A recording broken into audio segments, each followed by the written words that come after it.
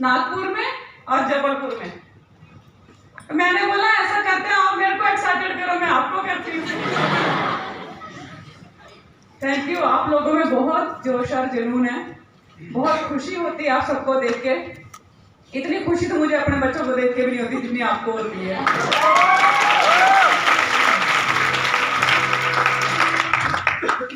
इतना अच्छा माहौल, इतना अच्छा एनवायरनमेंट कहीं नहीं मिल सकता जितना ड्यू सॉफ्ट में मिलता है।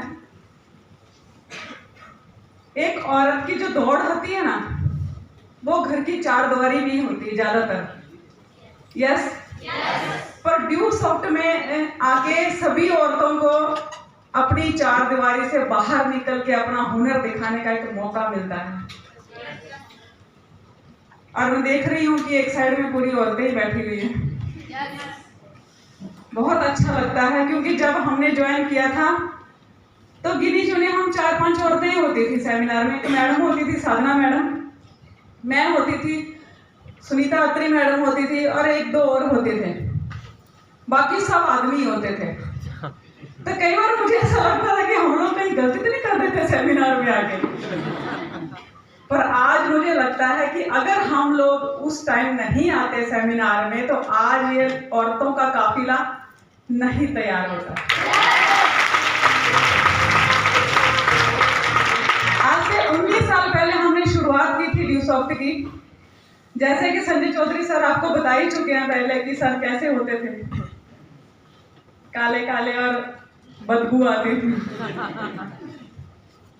अच्छा हुआ आज पहले किसी ने बता दिया कि ऐसे होते थे, नहीं तो अक्सर कई लोगों को लगता है कि मैडम तो ऐसे अपने हस्बैंड की तारीफ कर रही है। यस, सर का जो काम था उसमें काला पीला होना तो तय ही था, क्योंकि डीजल मैकेनिक का काम करते गाड़ियों के नीचे लेट के तो गोरे तो हो नहीं सकते। यस, शादी करके जब मैं बड़ौदा आई उनके साथ हिमाचल से, तो सर डीजल मैकेनिक का काम करते थे, सुबह चले जाते थे, शाम को आते थे, कपड़े भी काले, हाथ भी काले, बाकी सब भी काला काले नजर आता था, बाल बाल सब। बड़ी स्मेल भी आती थी कपड़ों में से। तो मैं उनको बोलती थी कि आपको यही काम रह गया था करने के लिए, क्योंकि आपकी जो पर्सनैलिटी है, आपकी जो शक्ल सूरत है, आप में जो जैसे सर ने बोला कि बहुत, मुझे किसी ने बोला कि बहुत होशियार है, होशियारी भी है, फिर आप यही काम क्यों करते हैं? सर ने कहा मेरे पास यही काम आया सामने, मैंने यही कर लिया, अब दूसरा काम नहीं आया तो मैं क्या करूं? मैंने यही सीखा तो यही करूंगा। मैं हमेशा सुबह शाम भगवान से एक ही प्रार्थना करती थी कि मेरे हस्बैंड में इतनी क्वालिटी है कि वो दूसरा कुछ कर सकते हैं। ये वाला काम उनको सूट नहीं करता, मुझे दूसरा काम चाहिए, कोई अच्छा वाला, जिसमें उनकी नॉलेज भी बाहर निकल के आए और उनकी पर्सनैलिटी भी, लोग उनको जाने। क्योंकि उस बिजनेस में क्या था, सुबह चले जाएंगे, शाम को आएंगे, तो पहचान कितने लोगों से होगी? जिन लोगों की गाड़ी का काम करते हैं उन्हीं से पहचान होगी, दूसरा तो कोई जान नहीं सकता है ना। उनको अच्छी अच्छी बातें और स्टोरियां सुनाना पहले से आदत थी। कभी भी उनको मौका मिलता था ना, अच्छे अच्छे स्टोरियां सुनाते थे मुझे, बहुत अच्छी अच्छी बातें करते थे, बड़ी बड़ी। पर उनके बिजनेस को उनकी बातें सूट नहीं करती थी, क्योंकि बिजनेस कुछ और था और बातें कुछ और थी, कथनी और करनी में फर्क था। तो मेरी प्रार्थना रहती थी कि भगवान कोई अच्छा वाला काम दिला दो कि ये वाला काम छूट जाए, कम से वो हाथ पैर जो काले पीले होते हैं। और आपको पता होगा कि कुछ पाने के लिए बहुत कुछ खोना पड़ता है। कुदरती मेरी तबीयत खराब हुई, मेरी केयर करने वाला बड़ौदा में कोई नहीं था, बच्चा छोटा था साहिल। सर तो चले जाते थे सुबह, शाम को आते थे लेट नाइट, तो केयर कौन करे? बैंक बैलेंस भी खत्म हो गया, इतनी दवाई खिलाई उन्होंने मुझे, इतना इलाज करवाया, पर मैं ठीक ही नहीं हुई। फिर मैंने इनको बोला आप ऐसा करो कि मुझे घर छोड़ दो, मैं घर पे रहूंगी तो मम्मी पापा मेरी केयर भी कर लेंगे और बच्चा भी संभल जाएगा, और बैंक बैलेंस खत्म था तो यहाँ पे खर्चा भी कैसे हो सकता है। मम्मी पापा के पास रहूंगी तो कुछ भी करके मेरा इलाज करवा देंगे। इन्होंने मुझे हिमाचल छोड़ दिया और वापस गुजरात आ गए। 3 महीने मैंने वहां पे दवाई का कोर्स किया। उसके बावजूद भी मुझे बड़ी मुश्किल से 20% जैसा मुझे फर्क अपनी बॉडी में महसूस हुआ कि मुझे कुछ अच्छा हो रहा है।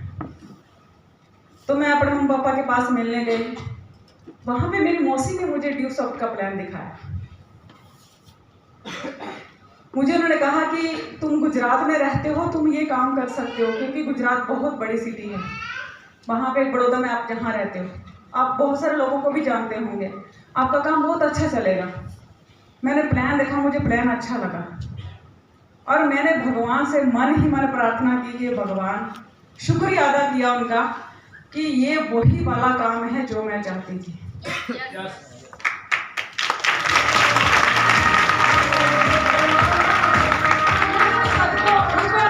मोबाइल फोन होता नहीं था किसी के पास, तो एसटीडी से मैंने सर को फोन किया कि आप जल्दी जल्दी आइए, मुझे आपसे मिलना है क्योंकि मेरी तबीयत बड़ी खराब है। क्योंकि मुझे पता था कि एक बंदा जब एक बिजनेस को 6 से 7 साल से कर रहा है, खुद की एक गैरेज बनाई हुई है, उन्होंने खुद का एक बिजनेस है, उनका नौकर चाकर भी रखे हुए हैं, उनका काम धंधा अच्छा चलता है, क्यों कोई छोड़ के दूसरे बिजनेस में आएगा? छोड़ना आसान नहीं है। तो मैंने सोचा कि अगर मैं काम के बारे में बोलूंगी तो वो नहीं आएंगे। मैंने बोला कि मैं मरने वाली हूँ, मेरी तबीयत बड़ी खराब है, वापिस आओ जल्दी। अभी सर को भी लगा, क्योंकि मैं जब गुजरात से गई थी मेरी तबीयत वाकई बड़ी खराब थी।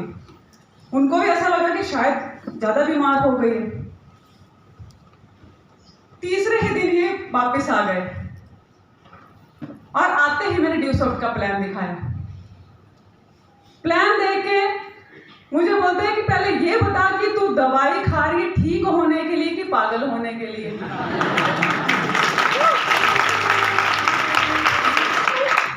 मैंने बोला क्यों, कोई खराबी है क्या प्लान में?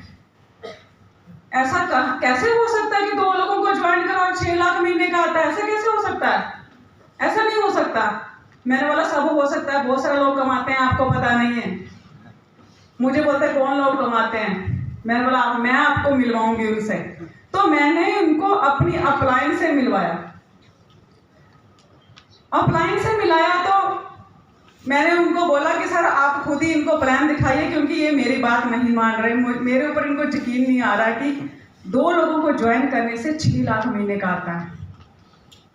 उन्होंने कहा कि बिल्कुल मैं प्लान दिखाऊंगा, सर आप देखिए प्लान। ये प्लान देखने बैठ गया, मैं रजाई ओढ़ के सो गई। मुझे पता है कि आप उनकी बात तो जरूर मानेंगे। मुझे बोलते हैं खुद मेरे को प्लान दिखा के खुद सो गई, मैं क्यों उनकी बात सुनूं? मैंने बोला नहीं, आप उनकी बात सुनिए, जब आपको ऐसा लगे कि ये गलत बोल रहे तब मेरे को उठा देना, क्योंकि मेरी तबीयत बड़ी खराब है। उन्होंने प्लान दिखाया, उनका प्लान देख के इनका विजन क्लियर हुआ और इन्होंने ड्यू सॉफ्ट करने के लिए हाँ बोल दी। वहां से ज्वाइन करके हम लोग बड़ौदा आए और यहाँ पे मैं इनको रोज बोलती हूँ अब आप ना गैरेज का काम नहीं करेंगे, आप ड्यू सॉफ्ट ही करेंगे, जाइए तैयार होके और प्लान करिए। मुझे बोलते हाँ ठीक है, घर से तैयार होके जाए, उधर गैरेज का काम करें, शाम को फिर से वो अच्छे वाले कपड़े पहन के जो गए ना, उधर हाथ मुंह धो के अच्छे से वही कपड़े पहन के घर पे वापस आ जाए। मुझे लगा कि बंदा गया कुछ करके आएगा, पर बंदा तो कुछ करके नहीं आया। जब मैं पूछूं कि कितने प्लान दिखाया है, किसको किसको प्लान दिखाया, और तू छोड़ना, लोग मेरा मजाक उड़ाते हैं कि सर आप ये कौन सी लाइन में आ गए, आपका तो अच्छा काम चलता है, फिर आप अपना काम छोड़ के दूसरे काम में क्यों आ रहे हैं? सब मेरा मजाक उड़ाते हैं, मुझे ताने देते हैं, मैं नहीं करने वाला। अब मेरे दिमाग में ख्याल आया ना, उन्हें ऐसे नहीं मानेंगे, कुछ तो करना पड़ेगा। सब लोग बोलते हैं ना औरतों में 365 चरित्र होते हैं, चाहे तो रंग को राजा बना दे,